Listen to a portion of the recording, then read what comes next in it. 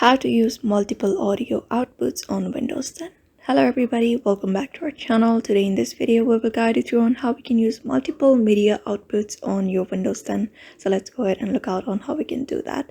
But before that, don't forget to hit that like, share and subscribe icon, and also turn on the notification bell to get updated about our latest videos.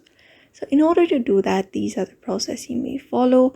First of all, open up your desktop of your browser and go to the search bar and type in system sound, or directly type in sound and look up for that settings here on the search bar. If you can't find that by typing sound, go ahead and cancel it out and type in system sound instead.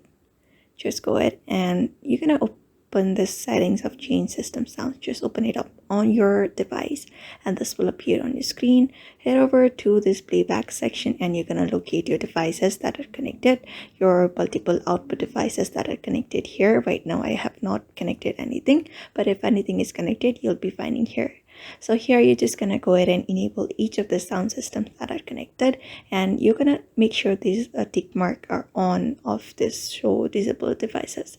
Make sure it is turned on, and other than that, the main thing we need to locate here is this one right here, stereo mix. We're just gonna go ahead and enable this option. After that, set it by default and apply an OK, and that should do it. So that is how you fix your issue. So therefore follow the steps. So I hope this video was helpful to you, and thank you for watching this video.